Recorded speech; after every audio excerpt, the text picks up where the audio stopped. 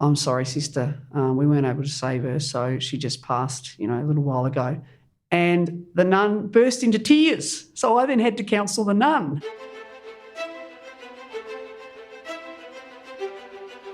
Welcome to the podcast where we track down Australian war veterans, have a chat with them, and hear their stories.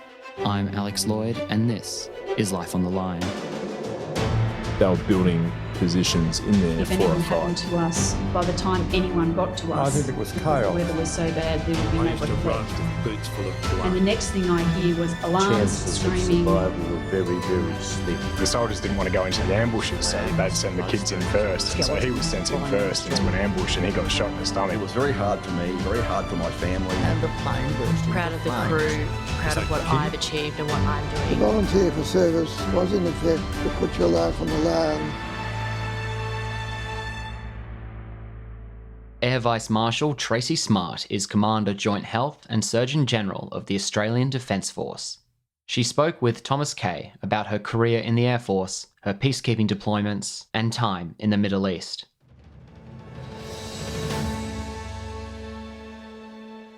I'm Thomas Kaye and I'm joined by Air Vice-Marshal Tracy Smart AM.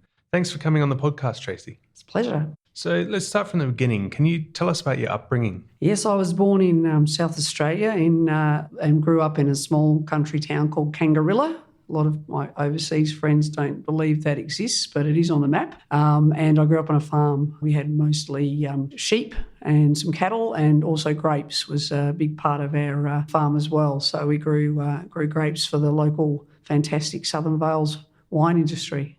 Did you have any family ties to the military?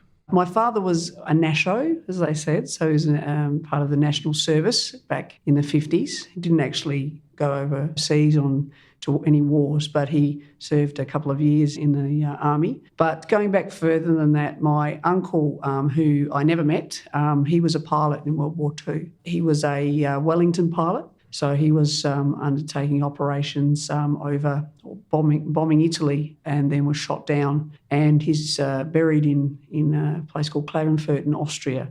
So although I never met him, he was my mother's older brother who never came home from war. And at my grandmother's place, there was always a portrait of him on the wall. She never mentioned him. We couldn't talk about him, which was very sad, but he was always there as a presence, I guess, in my life. So I guess I did think a little bit about Navy in terms of service, but I think there was always that pull towards Air Force because of that little bit of family history.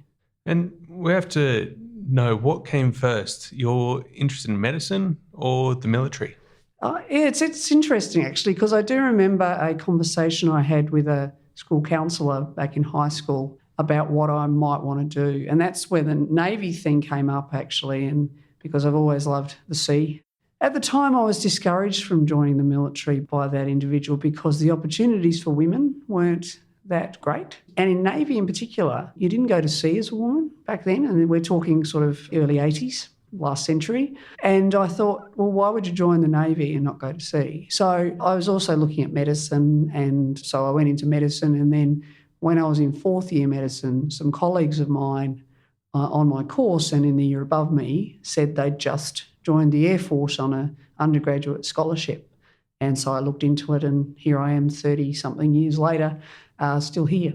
How was it taking it to the dinner table that you had signed up and joined the Defence Force? I don't really remember the moment, actually. So I think I've never felt anything but pride. There was never any objection to me joining the service. I think my dad's a very practical man, a farmer, and he thought, oh, good, she's going to get a bit of money while she's studying, so get her off my books a little bit. But they're always very encouraging. No real sort of major moment of drama or anything like that. When you signed up, had you still had another year to go in your medical training before you joined? So I had 2 years to go. I sort of started exploring it in fourth year medicine, and back in those days, we did 6-year medical degrees at Flinders University, where I was training. So I joined up at the start of my fifth year. So I did my fifth and sixth year under sponsorship. Then I did my intern year, and in those days, if you wanted to do another year to consolidate your medicine in a hospital, you had to take a year's leave without pay. So I took year's leave without pay from the military, but worked in a repatriation hospital actually, and then came in full time. So it was 4 years after I joined that I actually came in working full time in the military. And then what was it like, though, balancing that medical training with your military training? So when I was actually under training as an undergraduate and then in my hospital time, I didn't really have a lot to do with the Air Force. They paid me money every fortnight. I had uniforms, and I also did a couple of trips to visit some bases at Laverton, or at Point Cook actually, and Laverton, and also Richmond. You know, in my school holidays or uni holidays, I had a week where I got on board a Hercules aircraft and flew over to those locations and got a bit of a feeling for what it might be like. But it's interesting, I also went out to Edinburgh, RAF Base Edinburgh a couple of times, and I remember there the doctor who was a senior medical officer who actually still, or up until very recently, and maybe even still works as a contractor on one of our bases. And the recruiting people said, oh, go out and meet this doctor and they'll tell you how good it is to be in the Air Force. And he said, don't join. You know, you shouldn't do it. I'm really disgruntled. I'm getting out next week. You shouldn't join. And I've talked to him about that in the years since, and he can't remember that, but I clearly remembered. But of course, I ignored his advice like I ignore a lot of people's advice and joined up anyway. And but he, as I said, he is still around as well, so he can't have hated it that much. It's a long week. That's right. So in 1992, you took a posting with Britain's Royal Air Force. Can you tell us about that experience? Yes, no, I was very lucky. I'd only been in 3 years, you know, on full-time on bases, and we all knew that there was an opportunity with the RAF to go over and study aviation medicine for 6 months and then to stay on in the UK for about a year and consolidate your knowledge by being an instructor at their Institute of Aviation Medicine. I put in an expression of interest and was just lucky because normally they sent over people who'd been more experienced, squadron leaders, but I was just a flight lieutenant at the time, and I got picked for it. Off I went, spent 6 months at then RAF base Farnborough, just out of London. It was actually an RAF course. It was international, had students from all over the world. And I do remember actually when I first got there, they must have picked I had a good sense of humour, or they just assumed it because I was Australian, because the person running the course said, so I just wanted to, just let you know statistics from the past. There's never ever been an Australian fail this course, Flight Lieutenant Smart, and there's never ever been a woman fail this course. So the pressure's all on you, isn't it? So this was the first day and I thought, oh. But later on he came over and said, I hope you didn't mind. I wanted to, lighten up the mood. I just thought you'd be a good sport. So the pressure was on, but I did pass the course and had a really interesting time doing it, learning about aviation medicine, which I then went on to specialise in. Then, so 6 months, did the exam with the Royal College of Physicians for that diploma, and then headed up to North Luffenham base, which is now no longer an RAF base, up in the Midlands region in the county of Rutland, and was an instructor there for nearly 12 months, which was a lot of fun as well. How did you find that sort of the differences between the Australian Air Force and the British? There are a lot of similarities, but I guess the most interesting thing was their view of what Australians were like, because they'd all, you're a bit younger than me, but back in those days, there was the old the Barry Humphries and The Adventures of Barry Mackenzie, the Ochre Australian. And everybody thought that that's what Australians were like. So they'd, be saying things to me about, calling me Sheila and all of these old Australian expressions, and also thinking that women were kind of oppressed in Australia, when in fact I found we were far more progressive than they were in the UK. So that caused a lot of humour, including being in the officers' mess one day and listening to these Navy guys talking about organising their wives to vote because their wives lived in a different location. It was a bit complicated, but it's like they had to arrange for their little wives to go along and vote. And I sort of turned around and said, oh, you let your women vote here? That's very progressive of you. And they just didn't get that at all, that I was being sarcastic. So it was a little bit of a culture shock, I think. The other thing is, in Australia, of course, we have ranks, we have officers and non-officers, but the differences in UK the class difference was much more distinctive. And I remember I wanted to have a little party for Australia Day, and And one of the young officers, the junior officers said, look, are you going to invite the troops, the non-officers to this party? I said, of course I will invite everybody. They said, well, if you invite the troops, the officers won't come. If you invite the officers, the troops won't come. But if you have it at a neutral venue, which I did at the unit, they'll all come because it's just after work. So that was a bit of a shock to the system that was a real hierarchy. But, it was a lot of fun, and I've met some people there that I'm still in contact with today. So, yeah, it's very good. 10 years after joining the military in 1995, you're deployed to the United Nations Assistance Mission in Rwanda after the start of the genocide. Can you tell us what the mandate was of the force? Yes, well, I was on the second contingent, not the first contingent. So the genocide, the first contingent really were there not long after that, and they certainly had a very rough time. But the mission was to be peacekeepers, so bring some stability to the country after the genocide, which was carried out by the Hutu majority. After that, the Tutsi minority had come back into Rwanda. They'd been in long story, but they'd been in exile in Uganda. They came back in, took advantage of the unrest, and then took back over the country. So they had set up a government. They sort of stabilised to some extent.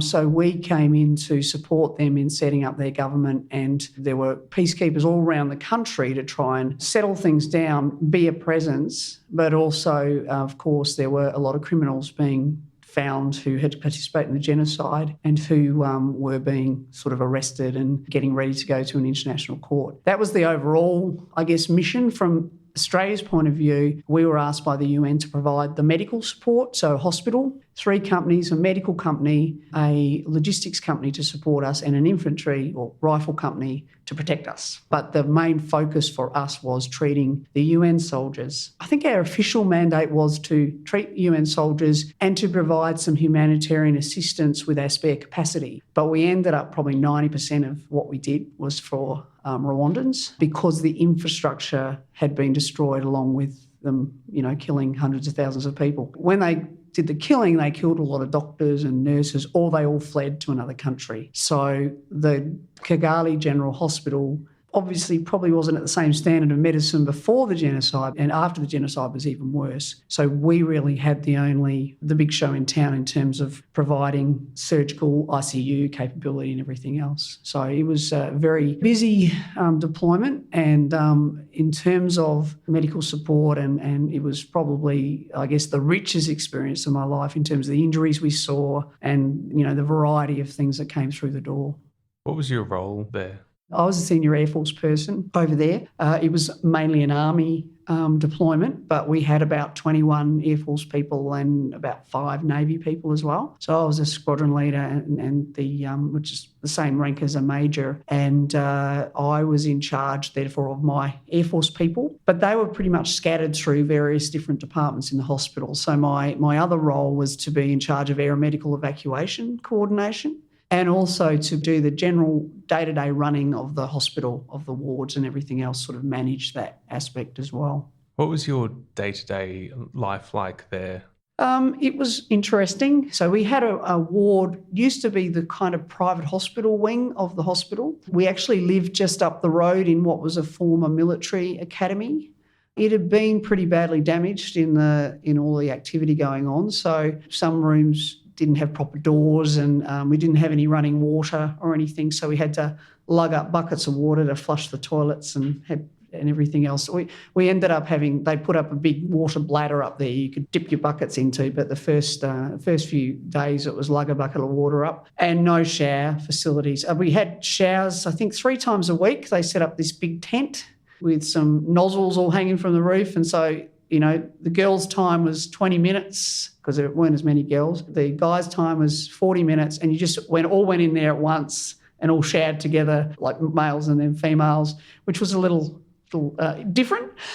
So it was a little tough living, but we did have a roof over our heads and everything, so it wasn't too extreme. And then we'd have to walk down to the hospital to work in the hospital most days, unless we stayed overnight. The most interesting thing was across the road from the hospital was a Rwandan Patriotic Army barracks. Now, these had been the guerrilla fighters who'd come back into the country after the genocide to take over the country. So they weren't the most disciplined lot of soldiers. Whenever we walked outside of either of those two compounds I mentioned, we had to have our rifle with us and we had to have at least 2 people at any one time because, a few people were challenged by these folks, just a bit of bravado and everything else.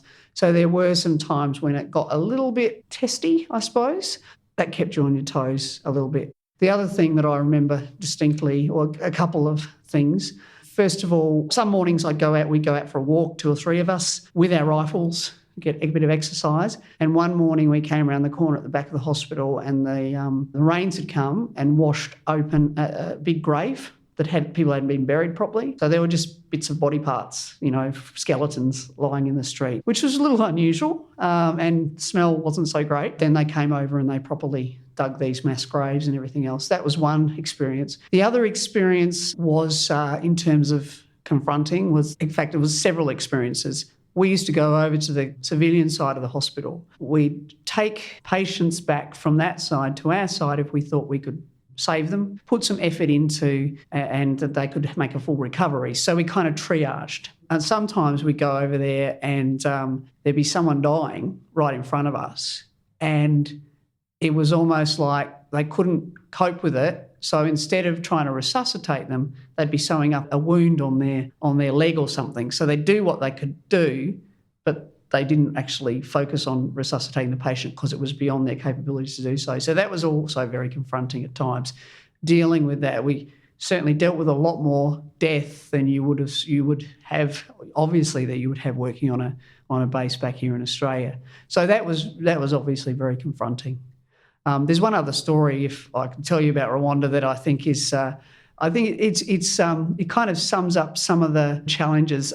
We adopted an orphanage over there, and it was run by Mother Teresa's Order of Nuns, Sisters of Charity, and they were amazing ladies. They always the right thing to say, and they always, you'd say to them things like, "Well, how do you survive? Genocides happened all around you, and you stayed here to look after the children. How do you survive? How do you get food?" And they'd say, "Oh, it's divine providence. If we need something, God provides."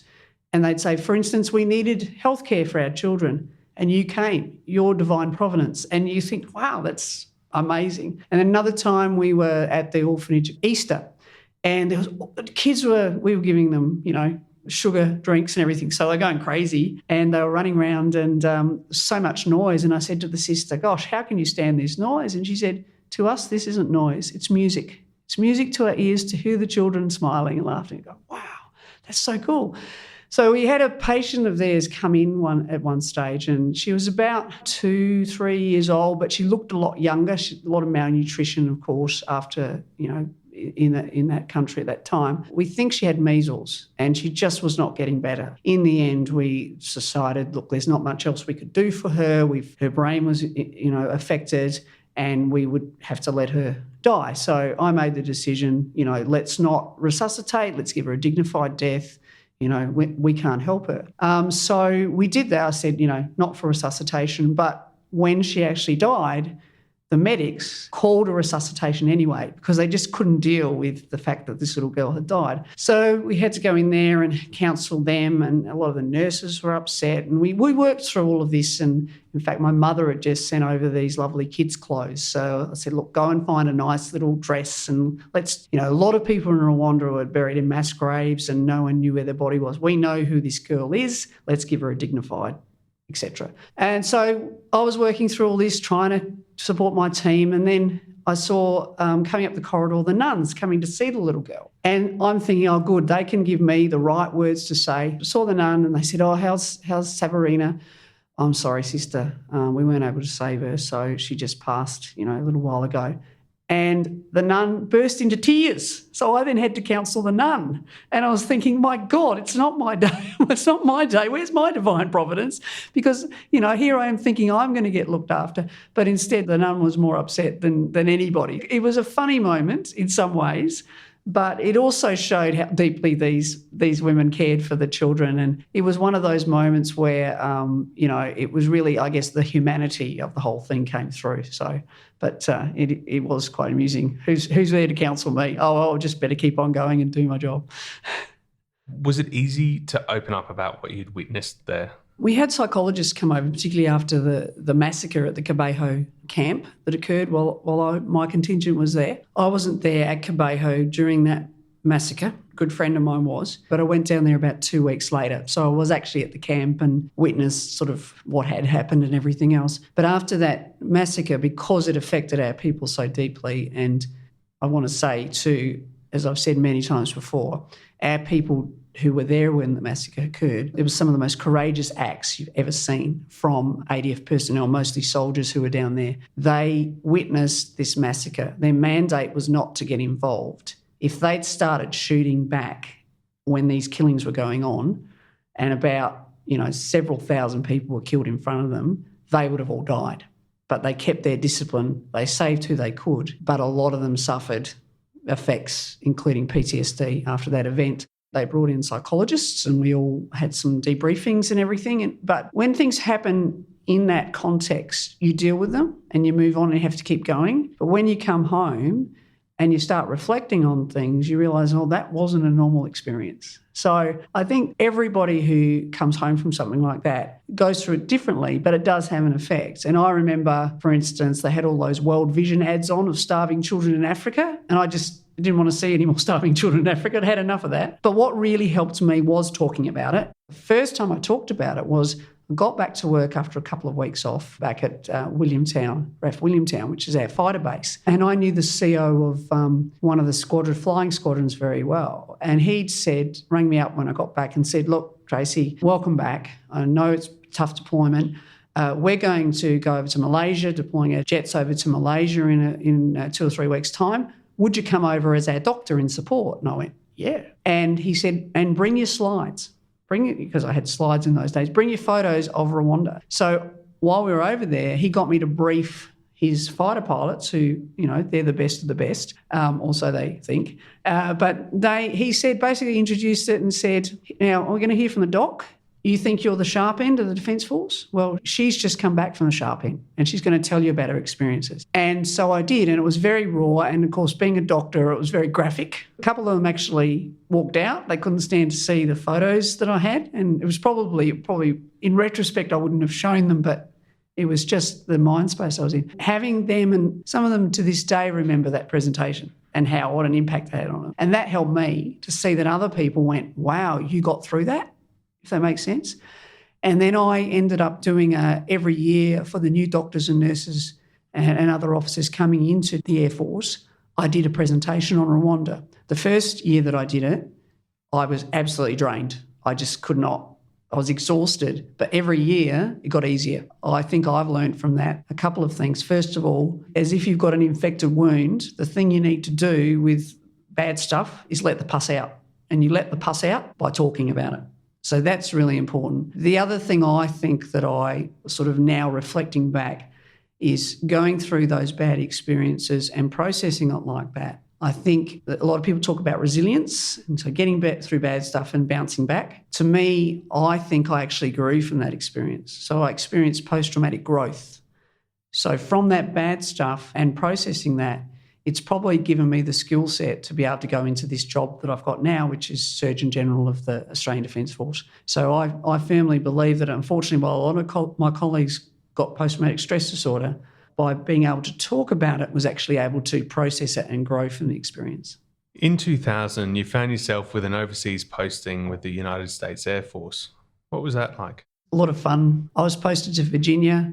It was the Air Combat Command headquarters, and in the flight surgeon's shop, which is the aerospace medicine, their language, flight surgeon's shop. It was a good couple of years because I got to see a lot of the states. I got to visit a lot of different bases around the US and also do a lot of travelling. My job was looking at human performance and flight safety. I was involved in a lot of accident investigations from a health point of view. From the human performance side of things, that was quite a few bits and pieces. But one of the most interesting ones is that at that stage, women haven't been flying fast jets, so fighter pilots, etc., for very long, and nobody had solved the problem of how you pee when you're a woman in a fighter, because men have various bags and condom catheters they can actually put on. Well, I won't go into more detail. I think you know what I mean. But for women, it's not that easy. So one of the projects I was involved in is female bladder relief device.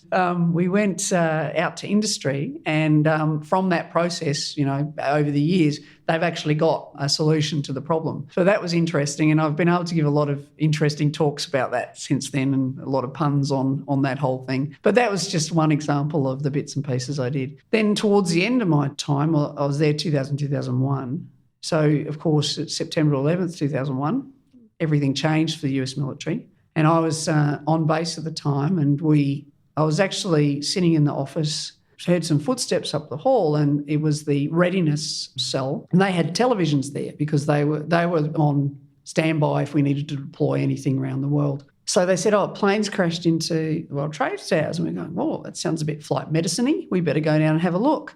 And as we were standing there, the second plane crashed into the other tower, and it was like, what's going on? And that moment of us all going, what's happening, was just one of those moments you never forget. I still get shivers up my spine when I think about it. And as that day progressed, we had jets on the base, F-15s, that took off to intercept some of the other aircraft. We heard rumours that other airlines were coming in from other countries with targets all over America. It was just, we didn't know what was happening. The whole base was locked down. After a couple of hours or so, we thought, oh gosh, we've got no food. What are we going to do? We're locked on their thing. So we went down to the little sweet shop or whatever in the basement, and it was absolutely wiped out of food. Everybody had got there before us. Even the hostess Twinkies went, and they're the last things to go in an emergency. So that was a very surreal day. And then from that moment on, as I was there to see the whole US war machinery really crank up, because, of course, there hadn't been a lot of action for quite some time.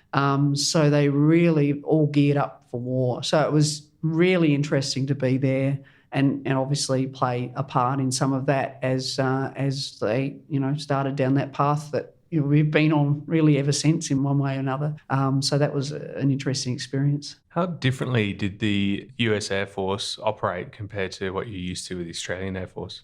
Again, there are a lot of similarities because we fly some of the same aircraft and in similar ways. So, but again, really big organisation, and just the size and the scale of it was quite amazing. Air Combat Command had pretty much all the fighter jets within the continental US and then deployed overseas and everything else, and that was like much, much bigger than our Air Force. That one command was much bigger than our Air Force. That was really fascinating. They really were very welcoming, and I really felt like part of the team. So even when, we were in those days after 9/11, when there were a lot more US-only briefings, they'd go to the US-only briefings and come back and tell me everything that had been said, because they just saw, well, you're just part of the team. And that was great. You weren't treated any differently. We did have up in the office, we had a translation board from Australian into US. So things like spit the dummy equals have a cow, so we tried to do those slang sort of,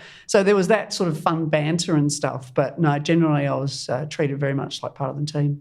How was the morale at that time? It was again a very strange period of time after 9/11. That whole working through the shock and then a lot of anger and a lot of they were searching around for an enemy, I guess. It was very hard to define who the enemy was, and some people would say we're at war with Afghanistan. I'm going, no, I actually don't think you are at war. You might be going to Afghanistan, and so it was very. It was almost like they were so deeply wounded by that attack in the heartland of America.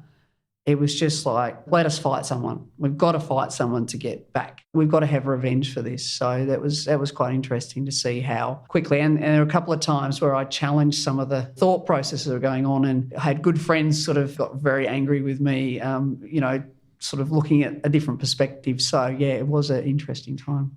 In 2002, you spent some time in Timor. In Timor, I was the Chief Health Officer. I was the Senior Australian Medical Officer, and I was also the Chief Health Officer for the whole United Nations peacekeeping mission. So that was another interesting job. Quite a few nations were involved, scattered all around the country. I was really there to coordinate their efforts and kind of have a joined-up health system. Australia had the hospital there when I first got there in Timor. So I was keeping an oversight of that and also then liaising with the Thais and the Koreans and the Japanese to ensure that we were all had an understanding of what everybody's capability was, even though each were looking after their own particular contingents. I was also liaising with the Ministry of Health in Timor, which was kind of just getting on its feet. They had very few doctors in Timor after the Indonesians left. So they were just building capability. So we were able to work with them. And probably one of the biggest things that I got involved in is when they had the official independence ceremony from Indonesia. They had a big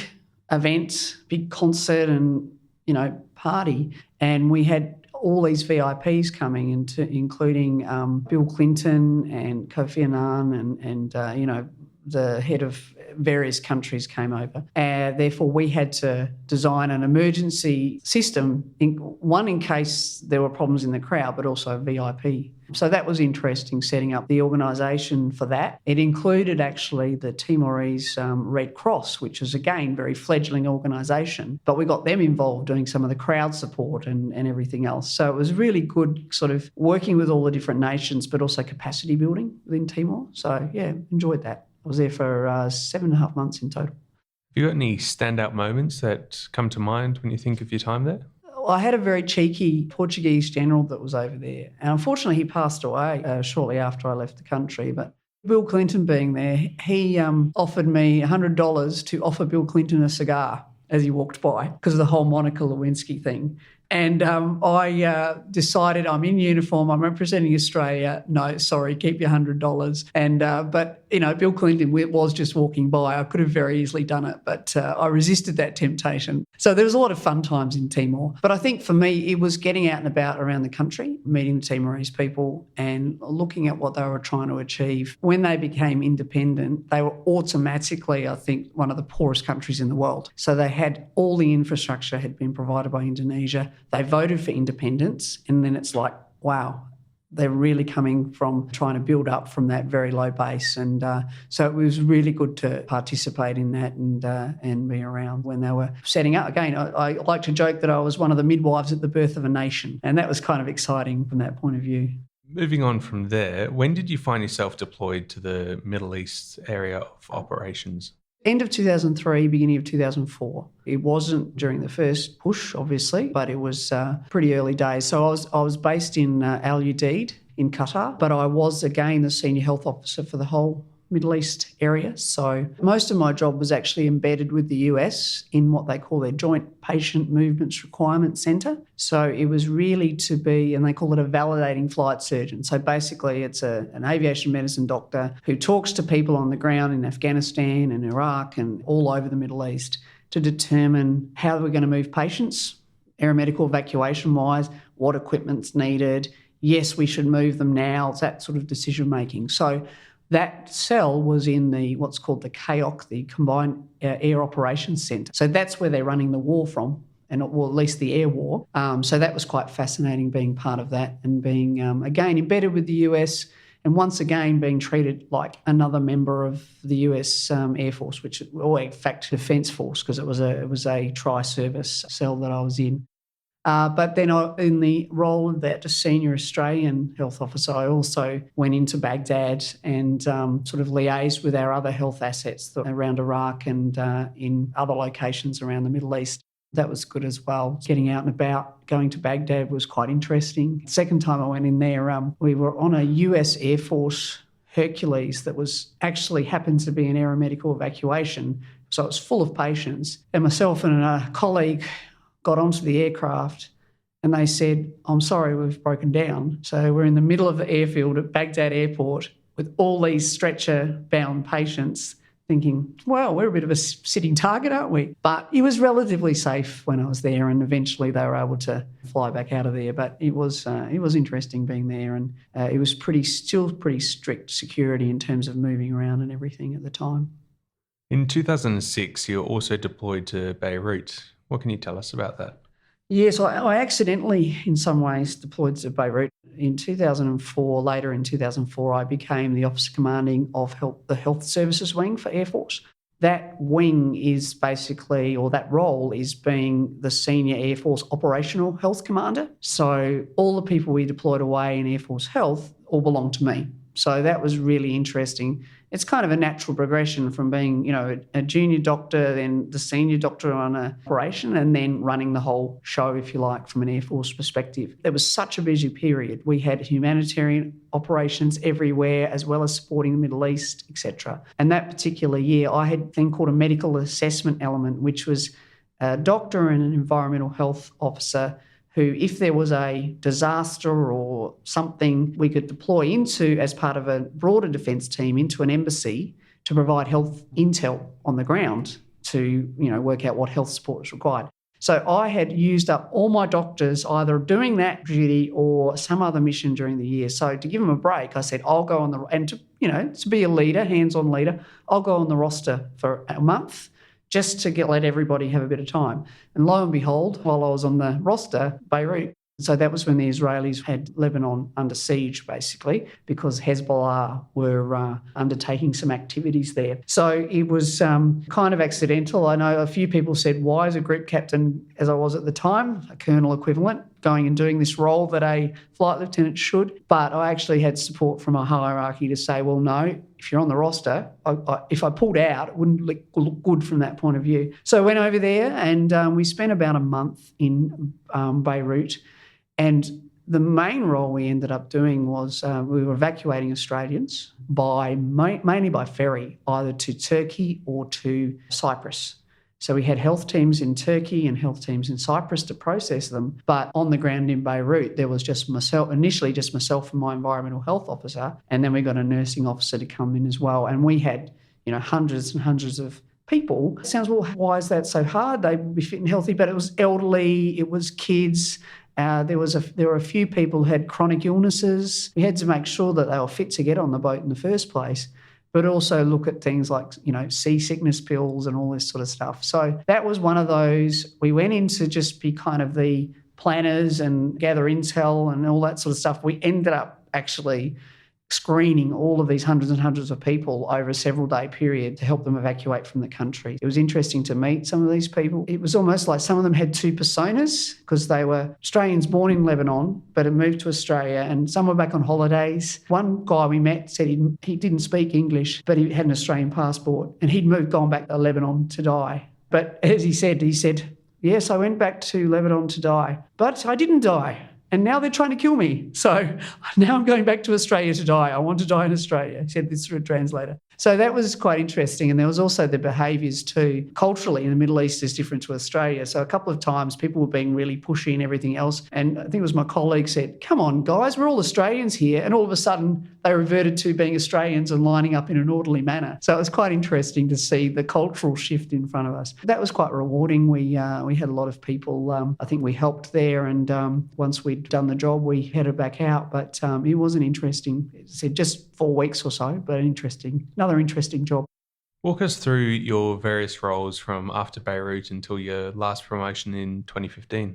Beirut, as I said, was just a short period of time, and I then remained Officer Commanding Health Services Wing until the end of 2007. Then I was posted out, and I was posted to the Centre for Defence and Strategic Studies at Western Creek, Australian Defence College. They call it Junior General's course. So it's the course they put you on before you're promoted to the general ranks. So that was a year of study doing a Master of Arts in Strategic Studies, which a lot of doctors wouldn't necessarily have. I have to say the education I've received in the ADF has been fantastic. I did my Master of Public Health and then a Master of Arts in Strategic Studies and a lot of other professional development along the way. Also got my Fellow of the College of Aerospace Medicine, Fellow of the Royal Australian College of Medical Administrators, all of this from while I'm in Defence Force, so that I've got civilian qualifications as well as military qualifications, which is good.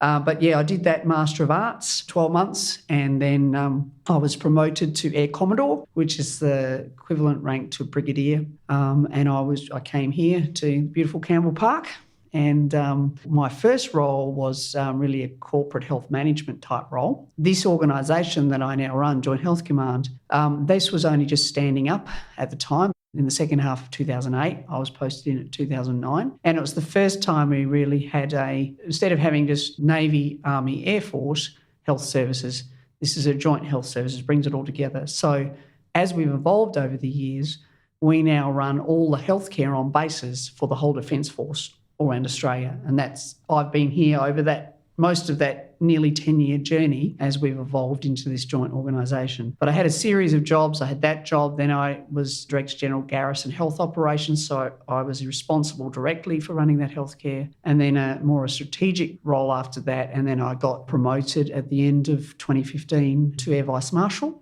and got the dual roles of Commander Joint Health, but also Surgeon General of the ADF. So there's slightly different roles. The Commander Joint Health means I command Joint Health Command, so I run all the aspects of Joint Health Command. So the single services, Navy, Army and Air Force, they run the operational health, as I did in Air Force back in my previous job. But I have oversight of that whole system and things like policy and equipment, all of that sort of stuff. We manage that as a joint entity and then hand it off to the single services to then deploy, etc. So I like to say 2 jobs but only 1 paycheck. The modern ADF is really standing out as a pro-woman and equal opportunities organisation. How have you seen the change in culture in the Air Force over the years?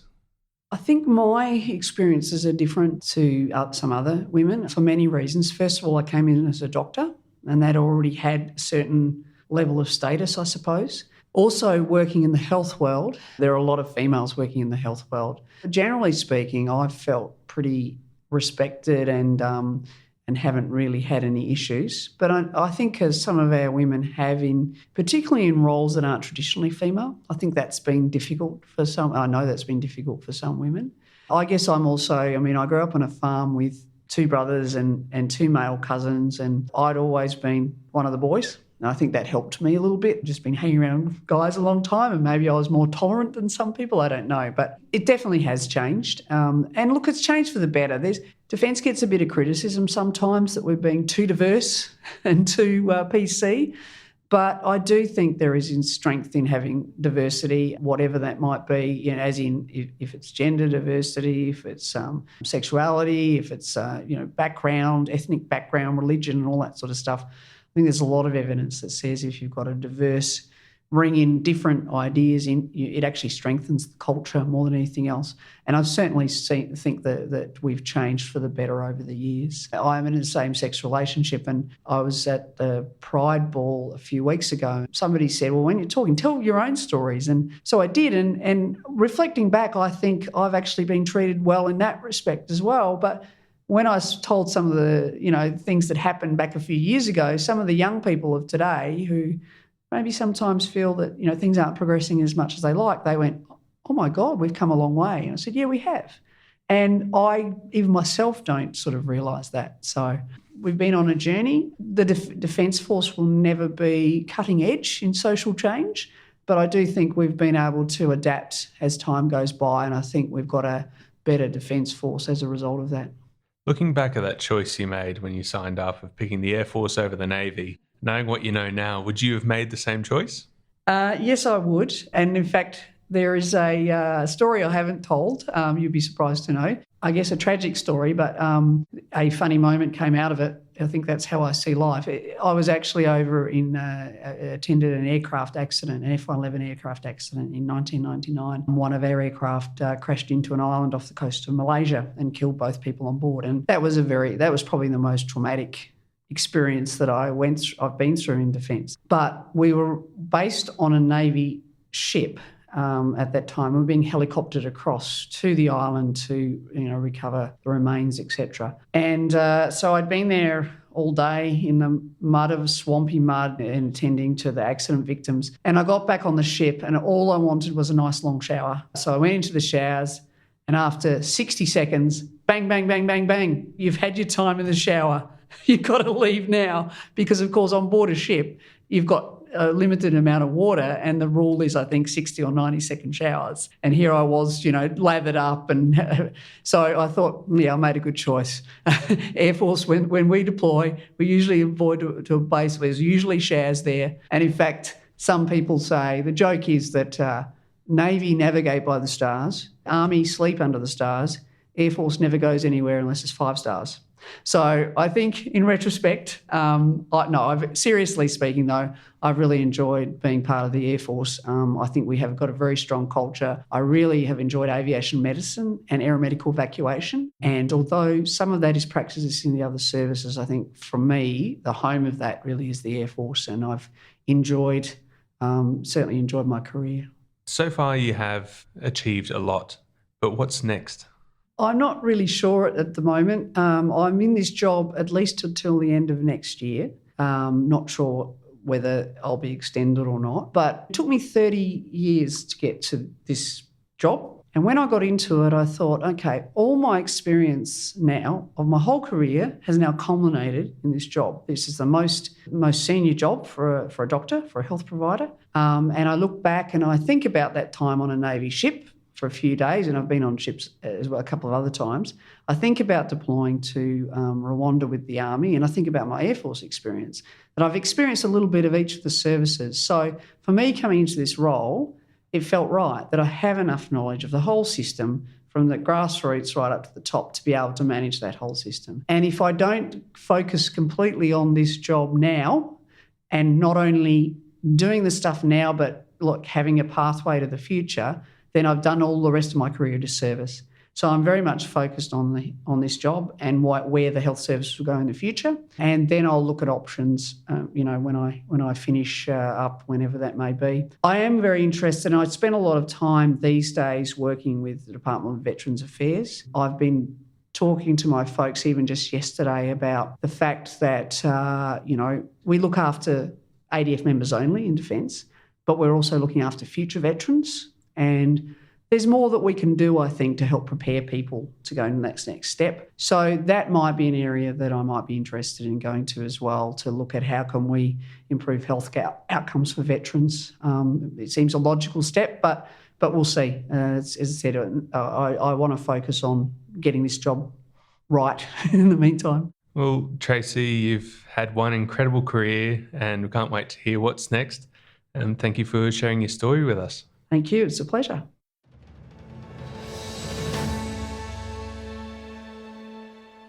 Thomas Kaye had this chat with Tracy in October 2017. Our thanks go to Defence Media for organising the interview. If you like the conversation, make sure you subscribe to the podcast to get more episodes like this.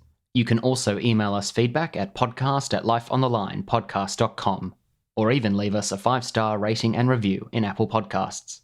You can also reach out to us online. Our website is www.lifeonthelinepodcast.com, and we're on Twitter at LOTLpod. Life on the Line is brought to you by Thistle Productions. Artwork by Big Cat Design, music by Dan Van Werkhoven. Thanks for listening, and lest we forget,